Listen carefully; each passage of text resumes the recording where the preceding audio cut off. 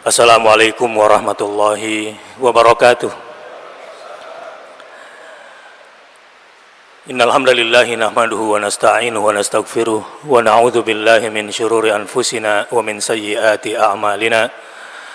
May yahdihillahu fala mudhillalah wa may yudlilhu fala hadiyalah. Asyhadu an la ilaha illallah wa asyhadu anna Muhammadar Rasulullah. Allahumma shalli ala Muhammad wa ala ali Muhammad. Jamaah di Masjid Al-Irsyad dan pemirsa Radio Sam FM ya, Suara Muslim. Mudah-mudahan ini menjadi saat yang diberkahi oleh Allah Subhanahu wa taala buat kita semua. Bersyukur saya mungkin yang pertama kali buat saya pada hari ini berada di masjid yang mulia ini dan berada di depan bapak-bapak sekalian, saudara-saudara dan saudari. Sungguh ini adalah sebuah kehormatan sekaligus kebanggaan buat saya bisa berada di tengah jamaah semua.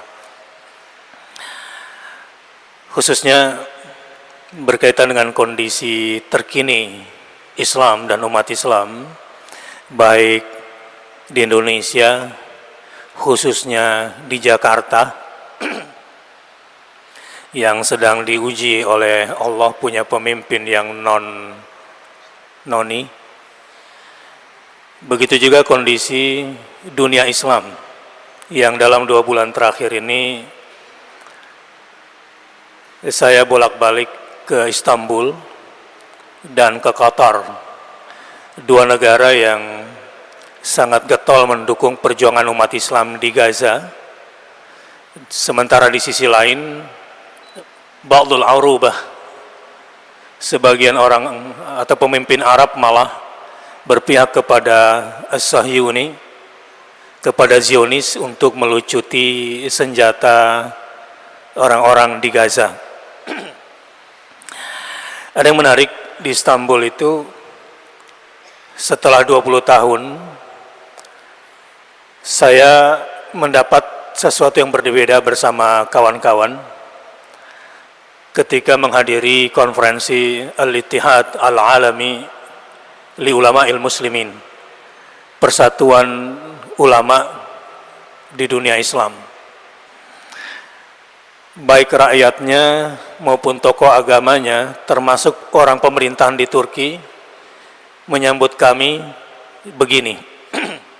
Ahlan wa sahlan fi baladikum ats-tsani wa ahlan wa sahlan fi asimatil muslimin al-alami. Selamat datang di negara Anda yang kedua dan selamat datang di ibu kota umat Islam dunia. Sementara di sisi lain saya mendapatkan 2 kepedihan ketika berada di Qatar. Kemarin pas saya berada di Qatar, Sana'a jatuh ke tangan Al-Houtsiyin Ar-Rafidhi.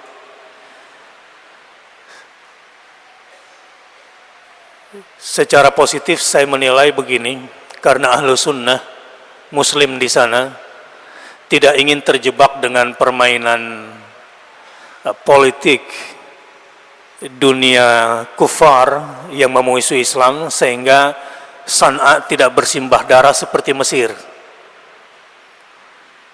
Jadi kita jangan terlalu cepat juga bersuudzon bahwa proses kudeta yang tidak menimbulkan pertumpahan darah ini memang adalah sebuah langkah khusus yang dilakukan oleh para petinggi di Sana'a agar mereka tidak terjebak seperti yang terjadi di Mesir. Ketika Mesir juga dikuasai saat itu, kami juga sedang berada di Doha, persisnya di konferensi Tadabbur Quran Internasional yang pertama, saya sebagai utusan Indonesia. Walaupun belum sampai pada kapasitas ulama, karena saya dinilai anak kecil oleh Dr. Yusuf Qaradawi ketika minggu lalu berjumpa di rumah beliau.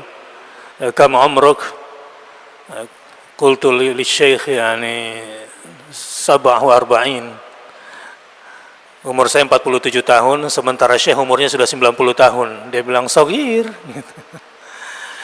Tapi beliau bersyukur ketika Al-Ittihad Al-Alami li Ulama'il Muslimin baru berpikir bagaimana menggalang kekuatan ulama dan intelektual muda di dunia Islam. Alhamdulillah kita mendapatkan penghormatan karena Indonesia sudah memulainya hampir 2 tahun yang lalu. Hari ini kedatangan saya ke Surabaya salah satunya adalah berkumpul dengan teman-teman yang sefikrah, yang produktif dan progresif di dalam bingkai akidah Ahlussunnah wal Jamaah untuk meresmikan Majelis Intelektual dan Ulama Muda Indonesia cabang Jawa Timur, yang kita tergolong dari beberapa elemen, dari NU, dari Muhammadiyah, dari teman-teman Al-Irsyad, teman-teman yang memang produktif untuk membackup Majelis Ulama Indonesia. Semoga Ahlussunnah Islam di Indonesia selalu dalam rahmatan lil alamin dan tidak terprovokasi dan tidak terinfiltrasi oleh kekuatan-kekuatan yang sekarang kelihatannya mulai bangkit. Saya mendapatkan SMS dalam waktu dekat Majelis Ulama Indonesia akan mengadakan rapat untuk membicarakan gerakan komunisme, gerakan KGB di Indonesia yang sekarang mulai muncul. Apa yang terjadi di Sunan Ampel sebetulnya menurut seorang jenderal polisi yang SMS ke saya, peristiwa itu hanya terjadi dulu di zaman PKI 50 tahun yang lalu, ketika berani terang-terangan seperti sekarang. Jadi ini bukan sekedar sebuah wacana, tetapi ini adalah sebuah fenomena yang kelihatannya liberalisme dan sekularisme ini begitu kencang masuk ke dunia kampus. Anak saya yang juga di Fakultas Kedokteran Universitas Indonesia kemarin curhat ke saya ketika akan mengangkat ketua angkatan saja banyak mahasiswa-mahasiswa yang cara berpikirnya sudah liberal. Enggak penting lah Islam atau bukan Islam, yang penting dia adil, dia bagus, Cina juga boleh gitu. Fenomena-fenomena seperti ini yang kita lihat sekarang ini betul-betul bisa merontokkan sendi-sendi loyalitas dan komitmen kita kepada Islam. Tadi saya bermaksud untuk beristirahat, tapi pertemuan Koalisi Merah Putih di TV One secara live barusan saya lihat mulai mengkerucut.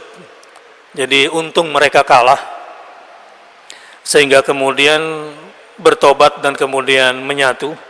Jadi kalau saya memperhatikan dari bahasa tubuh mereka semua ini seperti koalisi pertobatan, berkumpul semua ketua-ketua partai itu untuk kemudian merapatkan barisan. Kalau jamaah pernah dengar ada pertemuan Cikini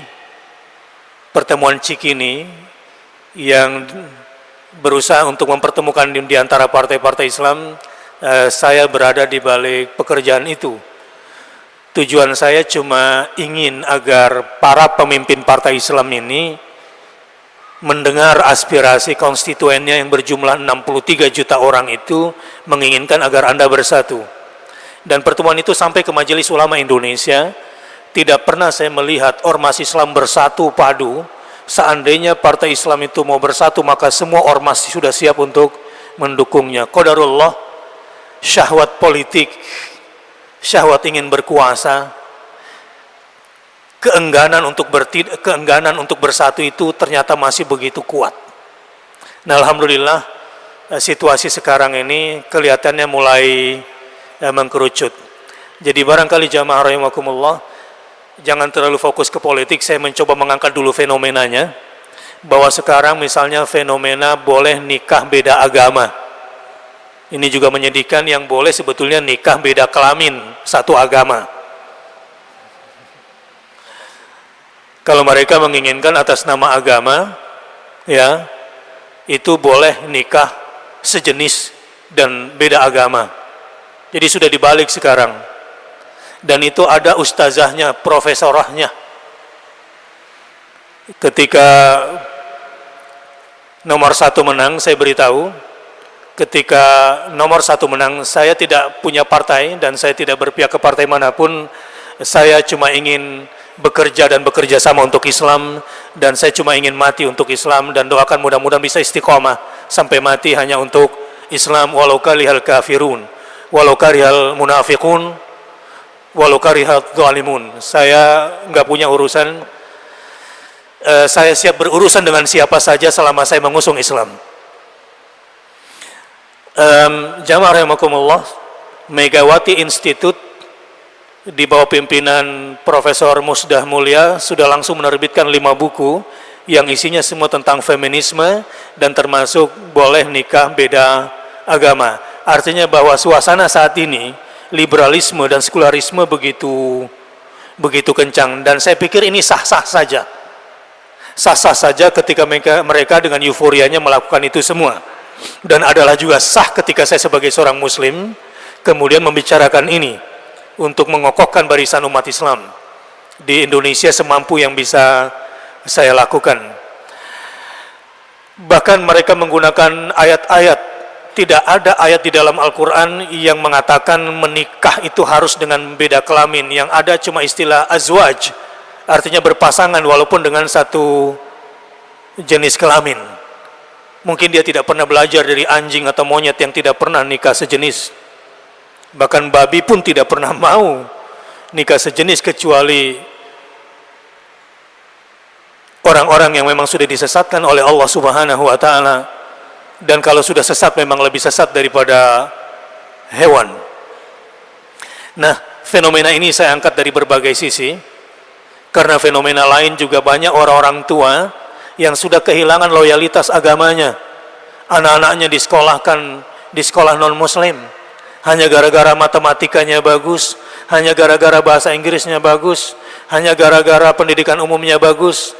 Wallahi, demi Allah saya bersumpah, sebagus-bagus sekolah umum, mudah-mudahan sekolah Al-Irsyad jauh lebih bagus, karena mengajak anak-anaknya untuk kembali kepada Allah, untuk kembali mengimani yang dibawa oleh Rasulullah SAW.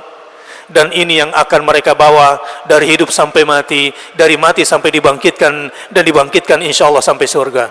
Amin ya rabbal alamin. Jamaah rahimakumullah, ayat yang dibaca oleh anak kita tadi sangat menyentuh. La tattakhidhu bitanatan min dunikum, jangan kau ambil orang kepercayaanmu dari orang-orang yang di luar agamamu. Saya penduduk Jakarta, tapi saya Bakhtiar Nasir secara akidah bari min Ahok tentunya.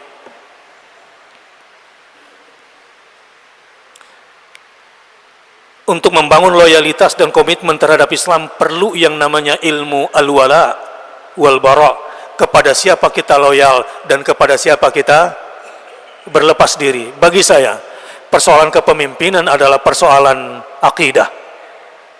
Ini adalah pendapat saya. Kalau kemudian Anda sebagai seorang muslim tidak menjadikan faktor kepemimpinan adalah faktor akidah, it's yours. Kita berbeda pendapat tapi tetap bersaudara. Namun yang menjadi masalah di tubuh umat Islam, kenapa kehilangan loyalitasnya?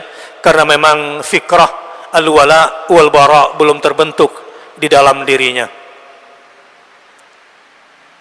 Jamaah rahimakumullah, saya mungkin tidak banyak berbicara tentang ayat dan sunnah. Saya mungkin akan banyak mengeksplor tentang konteks kekinian. Sedikit kita merujuk kepada peristiwa-peristiwa Nabi SAW. Bagaimana kita membangun loyalitas dan komitmen terhadap Islam. Adalah Ibnu Mas'ud radhiyallahu anhu, turjumanul Quran, pemuda pemberani yang menunjukkan loyalitasnya kepada Islam begitu tegas. Sudah dinasihati agar jangan terlalu frontal membawakan Islam.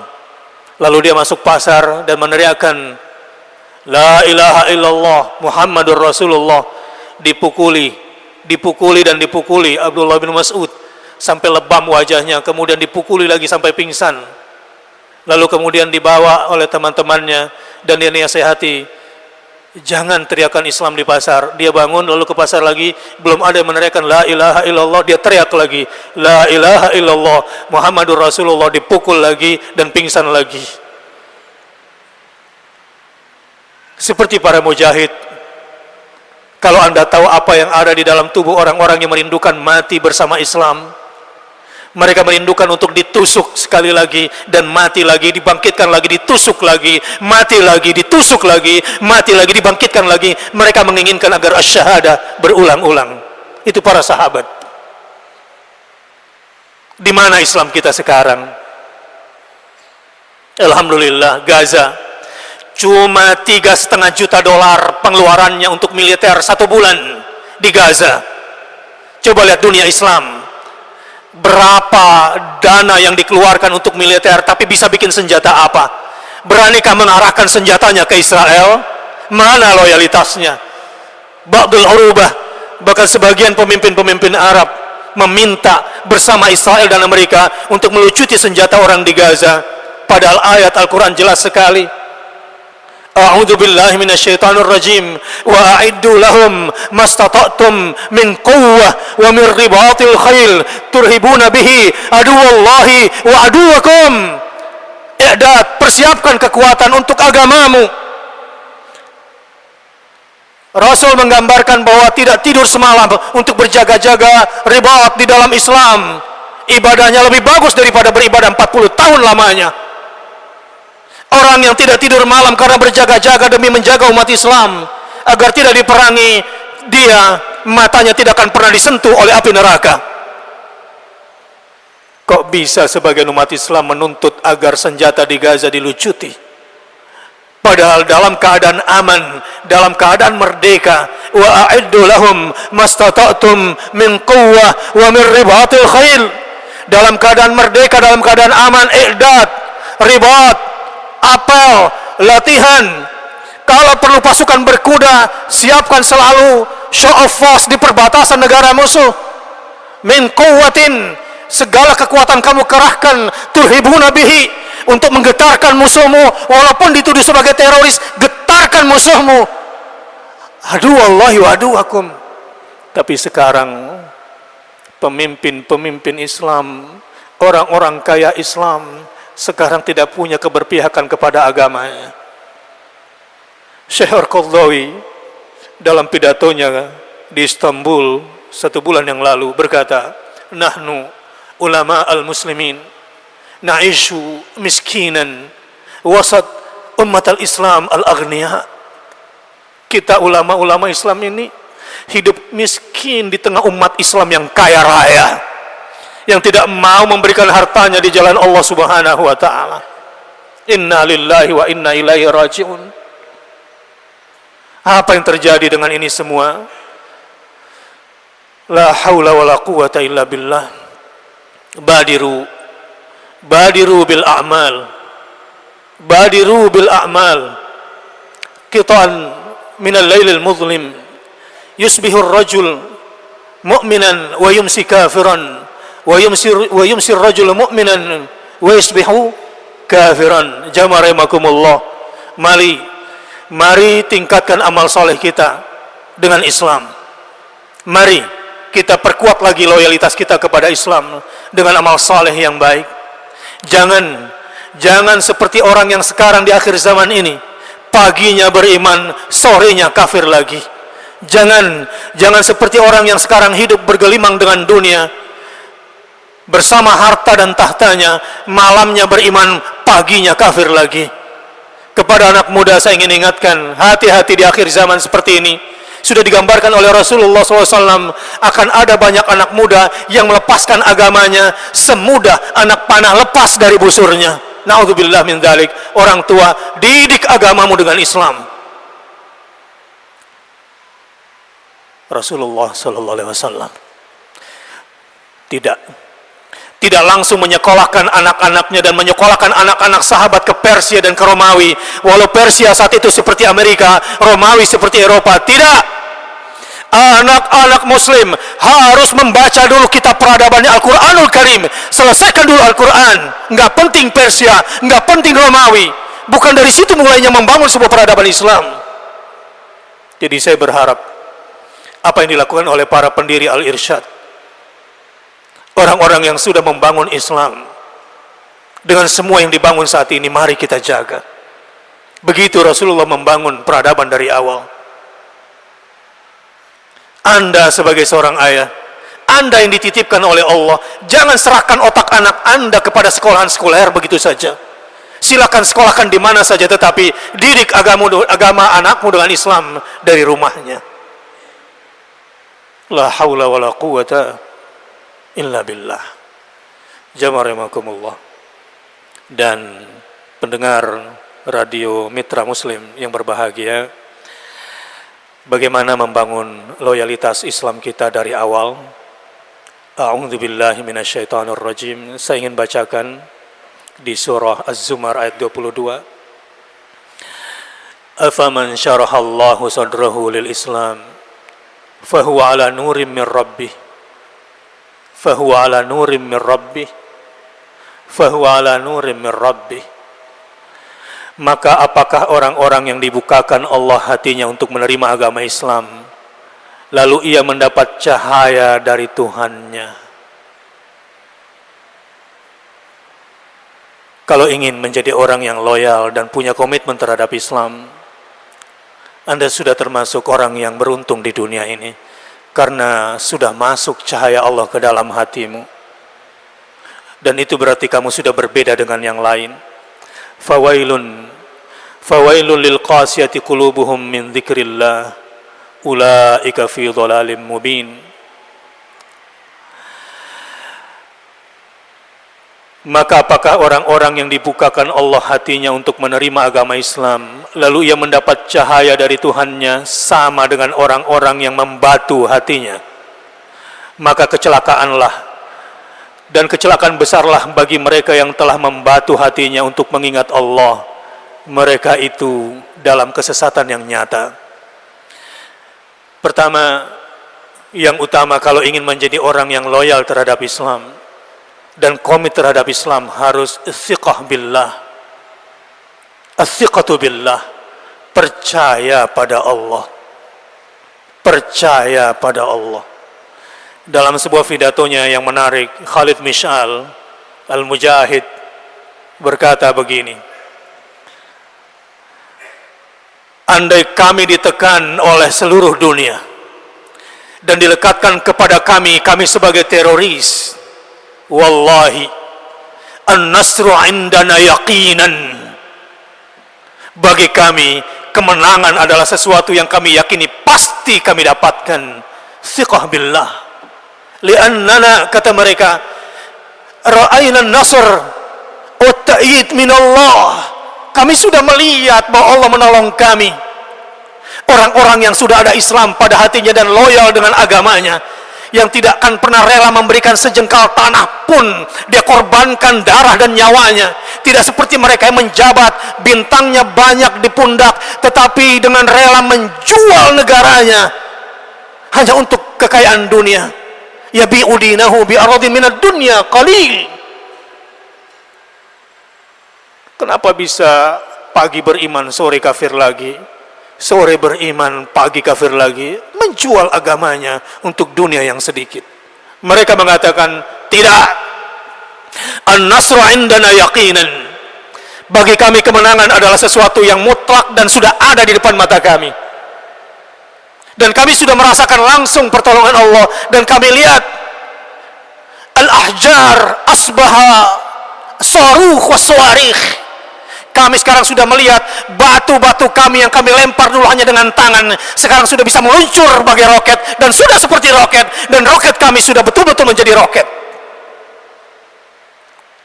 Dulu kami hanya bisa mengais dengan tangan kami, pasir kami lempar ke Yahudi. Sekarang kami bisa membangun terowongan-terowongan. 2012 kami hanya bisa membuat terowongan sampai ke perbatasan dan berhadapan-hadapan dengan musuh. 2014 kami bisa membuat terowongan dan kami ke bawah dan kemudian berada di belakang musuh. Kami sudah melihat. Bahkan orang-orang di Gaza berani berkata, wahai pemerintah Arab, berikan kepada kami duitmu sedikit saja. Kamu tenang, kamu tidak akan dijajah. Kamu tidak akan dijajah oleh Israel. Ini contoh mereka yang ada Islam di dalam hatinya, yang tidak mau menjual akidahnya dengan dunia yang sedikit. Diperlihatkan oleh Allah. Bahkan pendidikan mereka juga begitu maju.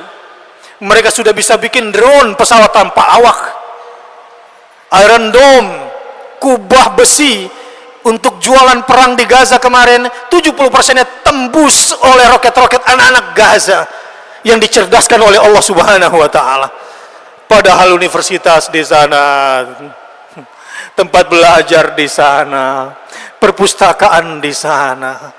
Tapi demi Allah, jamaah rahimakumullah, andai seluruh universitas tenggelam dan perpustakaan kemudian hancur seperti di Suriah, selama anak-anak bisa kita kembalikan kepada Al-Quran dan ada Quran di tangan mereka, akan lahir manusia-manusia besar bersama Islam seperti Rasulullah SAW membangun peradaban dengan Al-Quran dari awalnya. Ini yang sudah mulai hilang di antara kita. Fawailun lil qasiyati qulubuhum. Maka perkuat lagi thiqah, percaya kepada Allah, as-thiqah billah. Sebagai seorang muslim, kalau ingin memiliki kekuatan, komitmen dan loyalitas terhadap Islam, kembalilah kepada dasar Islam itu sendiri. Hanya percaya kepada janji-janji Allah Subhanahu wa taala. Jangan tertipu dengan kamuflase dunia yang ditawarkan oleh orang-orang munafik dan orang-orang kafir. Saya ingin nasihati anak muda dulu. Ketika Nuh berkata kepada anaknya, A'udzu billahi minasyaitonir rajim. Qala ya bunayya irkab ma'ana. Wahai anandaku, mari naiklah ke atas perahu ini bersamaku.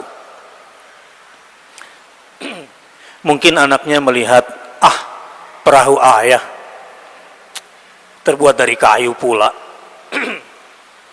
Qala sa'awi ila jabalin ya'simuni minal ma'. Lebih baik aku naik ke atas gunung. Gunung ini lebih kokoh dari batu dan lebih hebat. Pada akhirnya anak ini salah melihat. Dia pikir karena perahu ayahnya dari kayu barangkali, dan dia pikir ini gunung batu ini kokoh dan menjanjikan untuk kehidupan dia di dunia, yang bisa menyelamatkan keduniaan dia. Ternyata qala la asimal yawma min amrillah. Pada hari ini tidak akan pernah ada yang bisa selamat dari azabnya, dari siksanya Allah Subhanahu wa taala. Anaknya pun kemudian terbawa arus. Anak-anak muda, kalau kalian ingin menjadi pemuda-pemuda yang memiliki loyalitas dan komitmen tinggi terhadap Islam, pilih bergabung dengan orang Islam sedikit atau lemah. Itu paling penting, karena dialah yang akan ditolong oleh Allah Subhanahu wa taala. Sementara orang-orang kafir, orang-orang munafik, orang-orang liberal, orang-orang sekuler, mereka-mereka yang kelihatan penampilannya bagus, percayalah, mereka hanya orang-orang lemah. Tentara Israel itu dibayar $200 per hari, tapi 300 lebih yang tembak pahanya sendiri supaya tidak bisa ikut perang dan tetap digaji dan tinggal di dalam rumah sakit. Sementara pemuda-pemuda yang komitmen hanya untuk Islam hidup dan matinya, wala tamutunna illa wa antum muslimun, luar biasa, dikuatkan oleh Allah Subhanahu wa taala. Walau mereka tinggal di dalam terowongan-terowongan, mereka cuma makan separuh kurma di pagi hari, separuh kurma di malam hari, mereka hidup bermalam-malam dan bisa kuat dengan pertolongan Allah Subhanahu wa taala. Untuk punya kekuatan komitmen memang harus punya keberpihakan terhadap orang beriman, terhadap agama. Indonesia ini kalau hanya dipimpin oleh orang yang cuma punya ilmu tapi tidak punya dasar agama, dia jual Indonesia ini. Apa kata Bung Tomo di Surabaya? Arek-arek Surabaya, tukang-tukang becak, bakul-bakul nasi, orang-orang kecil, Kita katakan kepada Inggris, kita tidak ingin dilucuti senjata kita. Dan kita katakan kepada mereka, kami sungguh ingin merdeka, sungguh ingin merdeka. Allahu Akbar. Dari Surabaya, Indonesia tetap berdaulat selama pemimpinnya, masyarakatnya senantiasa thiqah, percaya kepada Allah, dan hanya mau berpihak, bekerja sama dengan orang-orang yang beriman mempertahankan negeri ini. Itu asli Indonesia. Apa kata Jenderal Besar Sudirman? Kelahiran Purwokerto. Hanya seorang guru SD Muhammadiyah. Sakit paru-paru, TBC. Harus ditandu dengan jaket panjangnya. Tetapi dengan thiqah kepada Allah Subhanahu wa taala, berkata kepada semua TNI yang dilahirkan dari rahim fi sabilillah, TNI yang lahir dari rahim Hizbullah, kita sanggup pertahankan negara kesatuan Republik Indonesia sampai tetes darah penghabisan. Begitulah orang kalau sudah thiqah billah. Tapi jenderal sekalipun, kalau tidak ada thiqah kepada Allah, dia jual negara ini. Kalau pahlawan dulu mengorbankan setiap darahnya sampai tetes darah penghabisan hanya untuk satu jengkal tanah Indonesia, dia rela korbankan nyawa walaupun berbintang 5, bergelar profesor. Kalau tidak ada thiqah billah, untuk kekayaan dunia, dia jual pulau, dia jual bangsa ini, dia jual undang-undang itu. Jadi kalau saya berbicara tentang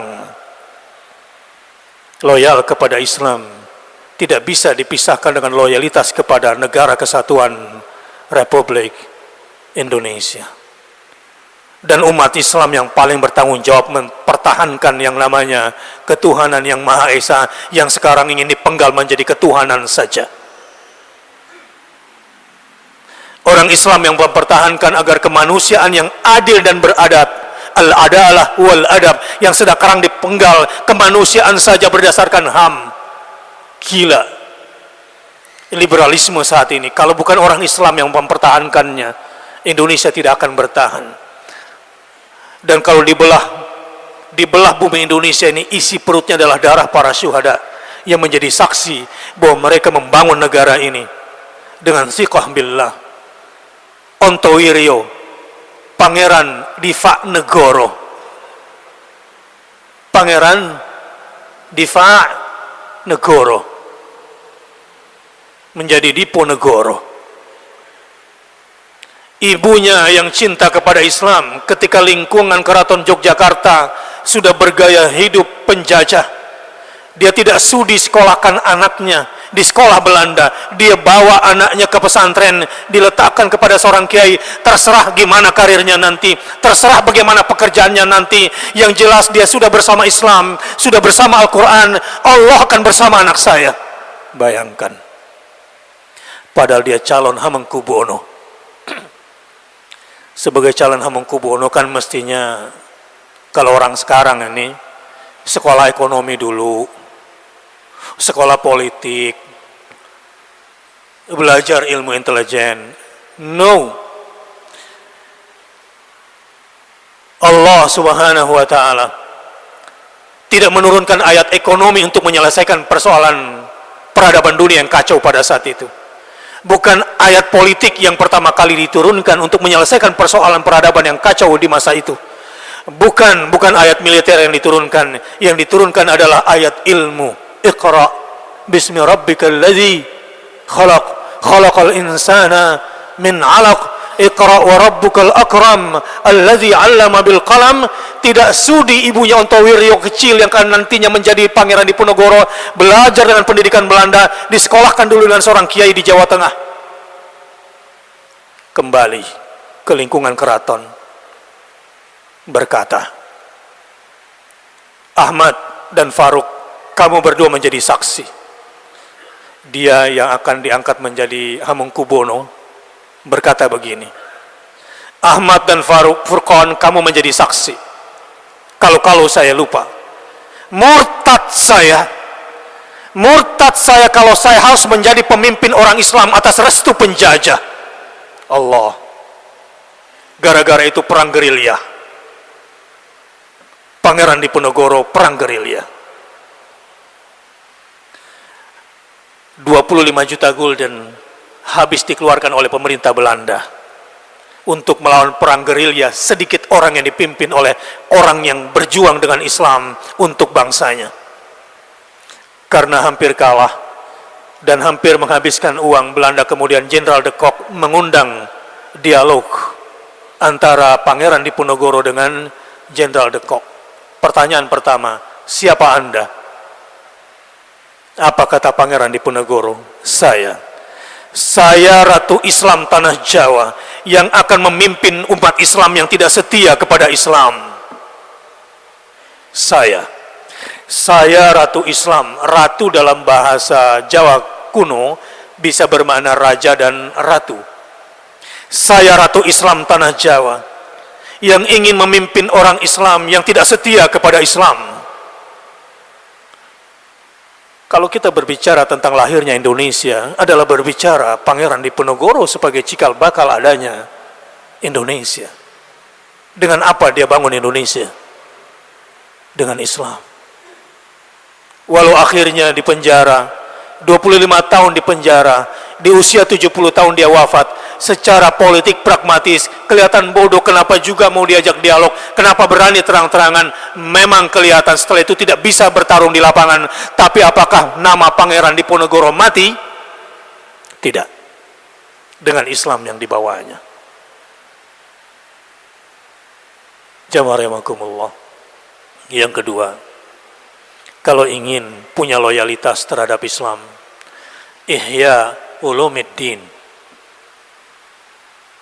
Hidupkan ilmu-ilmu agama di dalam dirimu, di dalam keluargamu, di masyarakatmu, di kantormu, sehingga kajian-kajian Islam seperti ini itu marak kembali. Tetapi tentu dengan dasar untuk membangun Islam yang sahih, karena di sana sini telah terjadi proses distorsi akidah, distorsi syariah, dan distorsi di bidang akhlak. Kacau sekarang ini. Jadi saya melihat tadi ketika Pak Amin Rais berkata, saya kira nggak mungkin bisa menyogok 100 juta penduduk Indonesia. Saya pikir menyogok anggota DPRD lebih mudah untuk memilih kepala daerah.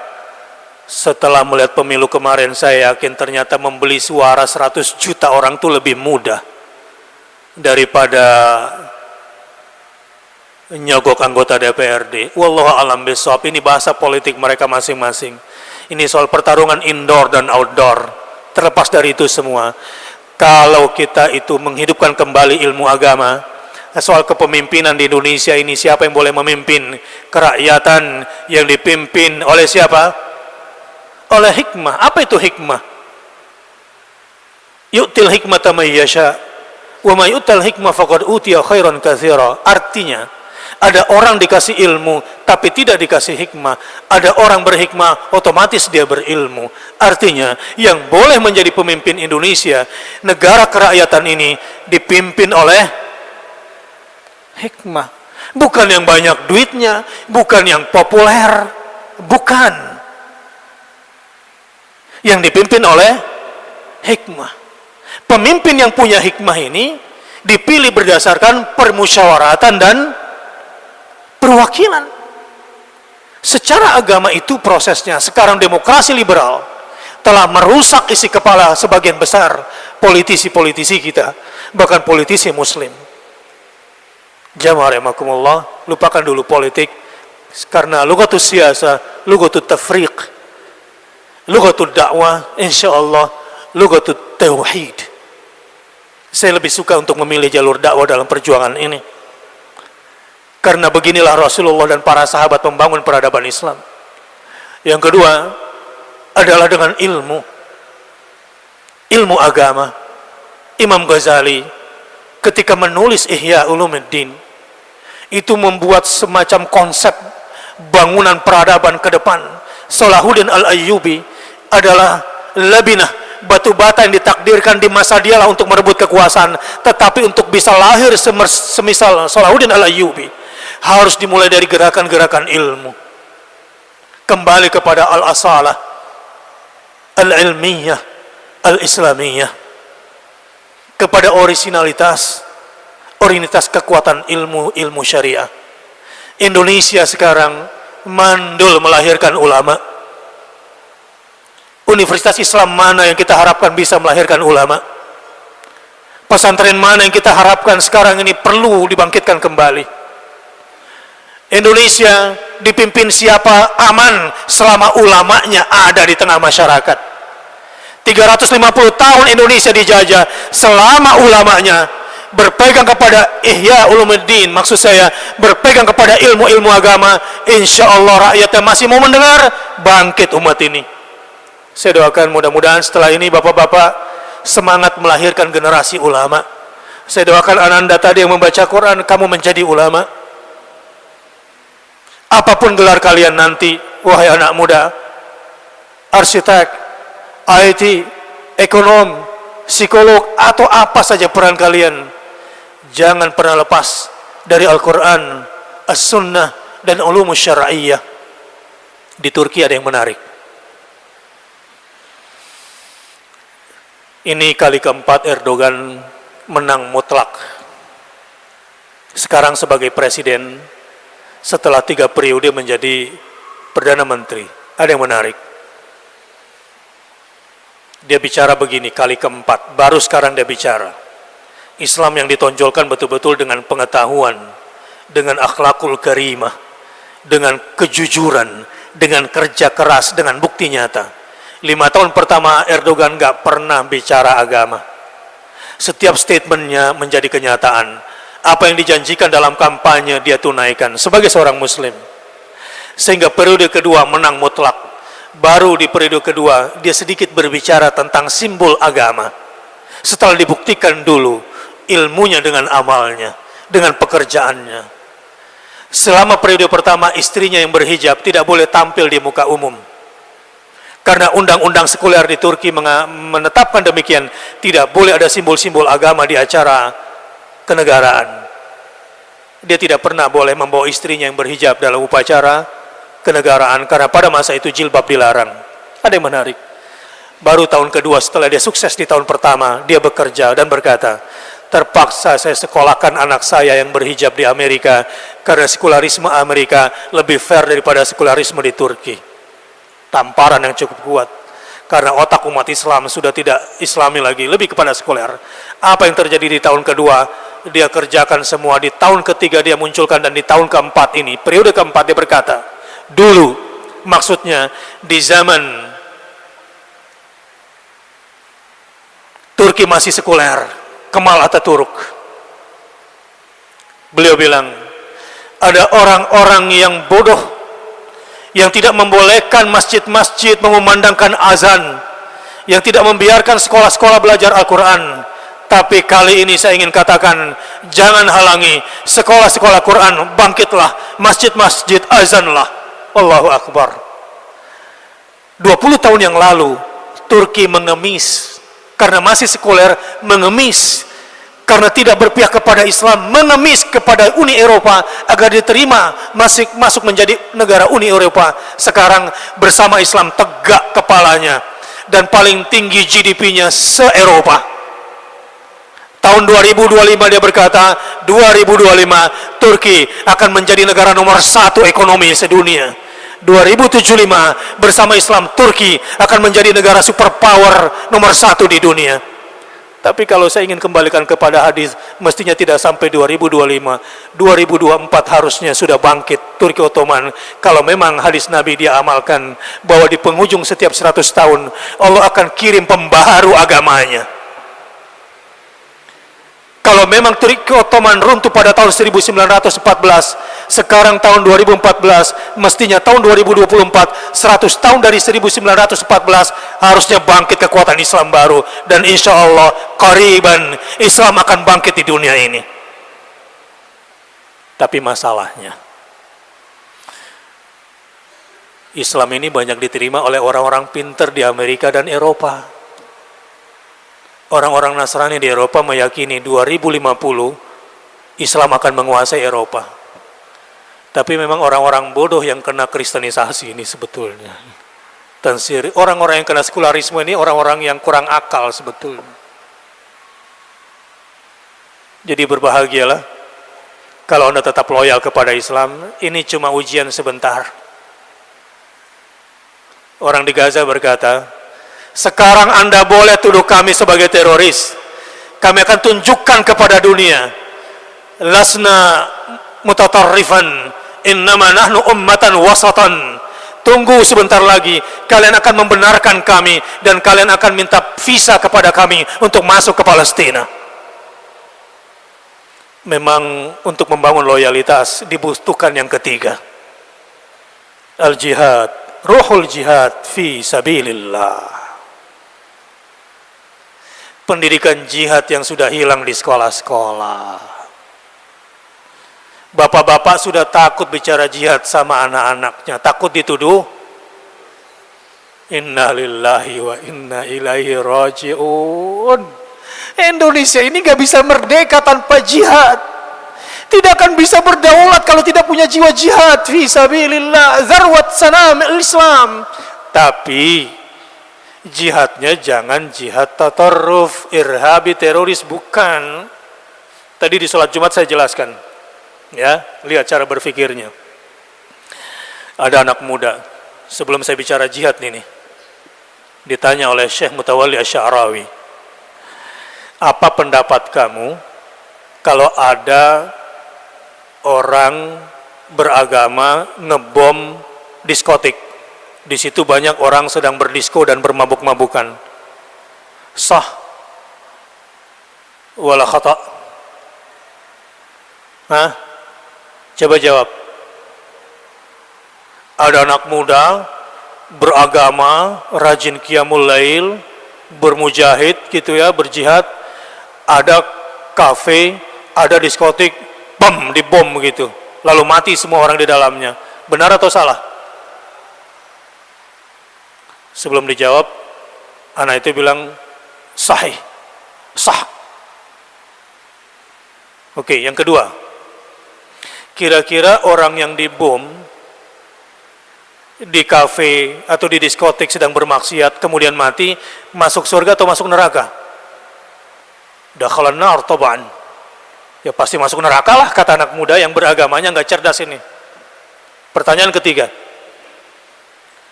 setan itu mengajak kita masuk surga atau masuk neraka? Masuk neraka. Berarti kamu yang membom orang masuk neraka itu bekerja sama-sama iblis kamu ini.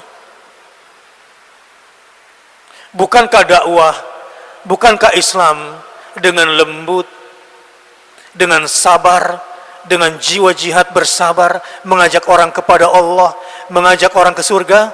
Ya. Jadi bukan kamu bom orang di diskotik itu.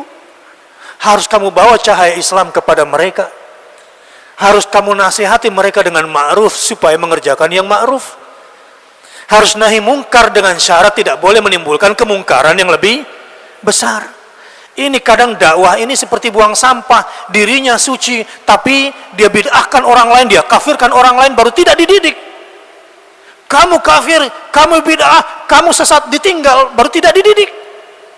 Na'udzubillah min dzalik, ini salah. Rasulullah tidak seperti itu. Tidak begitu dakwanya Rasulullah. Jadi sebelum saya berbicara tentang jihad, supaya tidak salah faham, saya memang menggebu-gebu, saya berinteraksi, tetapi ilmu, akhlakul karimah, rahmah, itu yang didahulukan. Hadisnya sahih, tapi cara dakwahnya tidak sahih. Ilmunya banyak, tapi fiqhul waqi' tidak benar. Ini yang tidak dibenarkan dan Islam tidak seperti itu. Yang menggelikan lagi, kalau mau tahu pesantren atau masjid masih jauh atau sudah dekat kan nggak perlu GPS, cukup cium bau pesingnya gitu kira-kira. Kalau ada bau pesing berarti sudah dekat masjid ini gitu, atau dekat pesantren barangkali. Kalau semakin kental bau pesingnya berarti sudah dekat ini.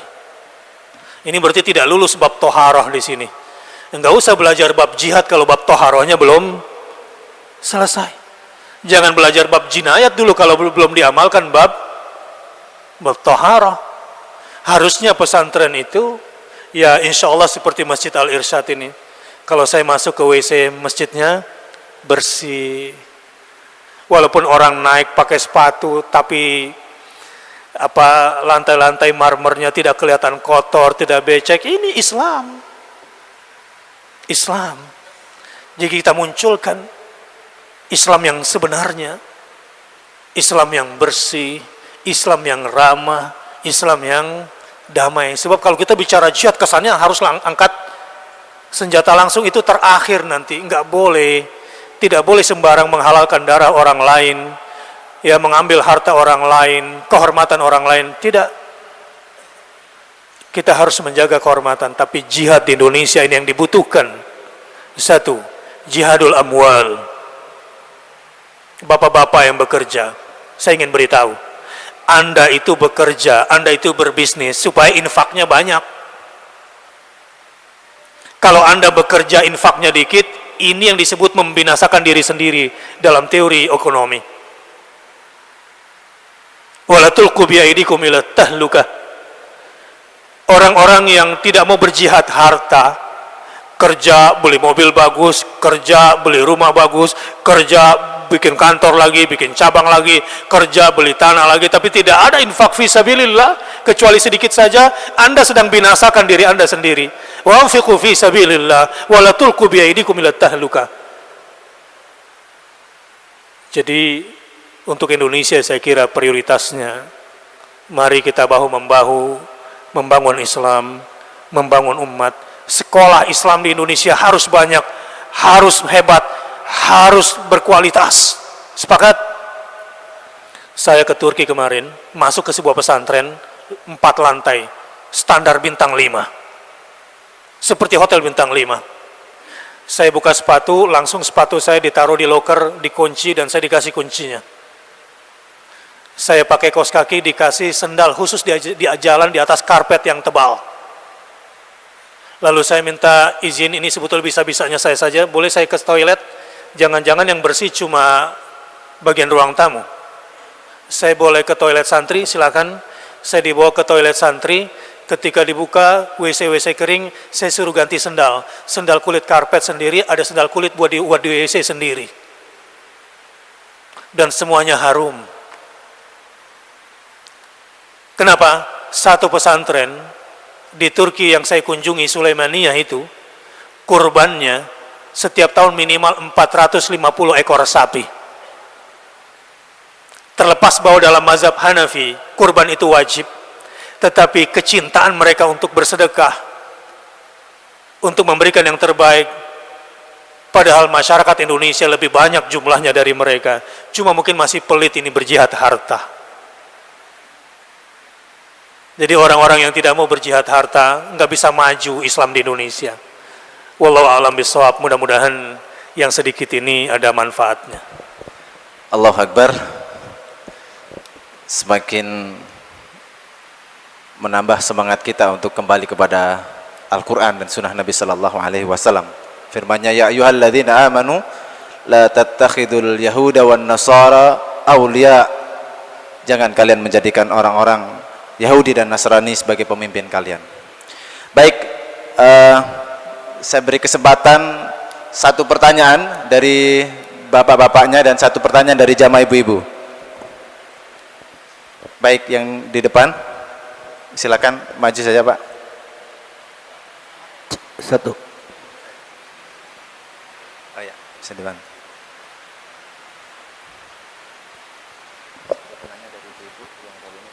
Assalamualaikum warahmatullahi wabarakatuh. Assalamualaikum warahmatullahi wabarakatuh. Ustaz, ana ingin bertanya, seperti antum tadi katakan di salat Jumat, sesungguhnya Umar bin Khattab radhiyallahu an berkata, sesungguhnya aku dimuliakan oleh Allah atas dasar muslim. Bajuku ini enggak utama tapi muslim. Kenapa ustadz-ustadz sekarang takut untuk berbicara tentang jihad seperti antum ini? Terima kasih, jazakallahu khair. Assalamualaikum. Waalaikumsalam warahmatullahi wabarakatuh. Singkat saja, siapa Ustaz?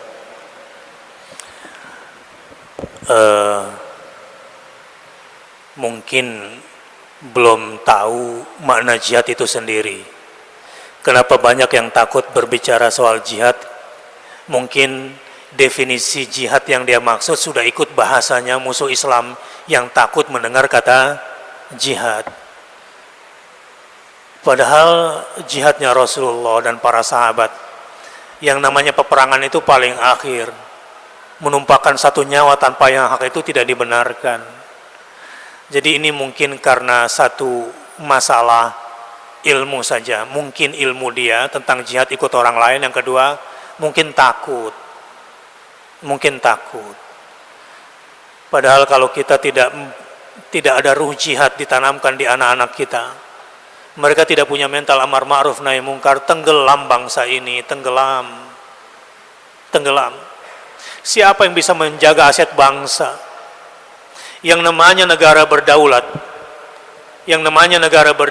kalau kita bisa menjaga tanah dan air kita, udara kita dan perut bumi kita jaga, dan itu hanya bisa dipertahankan dengan ruh jihad. TNI harus sadar mereka lahir dari sebuah rahim yang kuat yang bernama fisabilillah, dan Hizbullah. Nggak usah takut berbicara jihad, karena jihad memang ditakuti oleh musuh yang jahat, tapi musuh yang tidak jahat mereka aman bersama kita. Aturan jihad sangat kuat, aturan mengatur bagaimana kafir zimmi, bagaimana kafir harbi. Mereka wajib dilindungi. Kalau mereka sudah terikat perjanjian damai bersama kita, tidak boleh. Hak-hak orang kafir harus dijaga, darahnya harus dijaga, hartanya harus dijaga, kehormatannya harus dijaga dengan ruh jihad itu. Ya, saya doakan mudah-mudahan kesalahpahaman ini bisa kita perbaiki. Insyaallah demikian, dan saya yakin semua kita sepakat bahwa ini ayat tentang Al-Qital itu bukan dinasah di dalam Al-Quran dan masih relevan kapanpun sampai kita menjumpai hari kiamat nanti. Baik, terima kasih. Berikutnya pertanyaan dari jamaah ibu-ibu. Bismillah. Assalamualaikum Ustadz.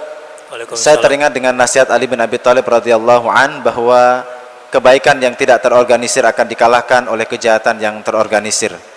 Juga mengingat Al-Quran surat Ali Imran ayat 103, wa'tasimu bihablillahi jami'a, bersatulah dan jangan berpecah belah. Tetapi kondisi umat sekarang berbeda Ustaz, terpecah belah dan sudah parah. Bagaimana kita mau mewujudkan loyalitas dan komitmen tanpa kepemimpinan itu? Sementara banyak ustadz-ustadzah yang saya temui untuk mengajak persatuan, mereka menolak karena saya bergabung dalam sebuah kelompok. Padahal kelompok ini mengajak seluruh umat bersatu mewujudkan Al-Quran surat Ali Imran tadi. Mereka bilang bahwa saya tidak boleh berkelompok. Pertanyaannya, apa yang harus saya lakukan Ustaz? Tetaplah istiqomah, mengajak umat untuk terus bersatu. Jangan putus asa dan jangan merasa lelah. Kata kunci pertama yang penting buat Anda yang ingin mempersatukan, al-ihsan yu'jizul insan. Al-ihsan yu'jizul insan. Kalau kamu tetap berbuat baik, berbuat ihsan kepada siapapun, kamu bisa melumpuhkan kemanusiaannya. Yang kedua, perkuat silaturahim.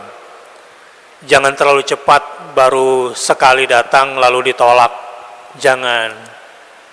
Datang lagi, ditolak lagi, mungkin ada yang salah caranya.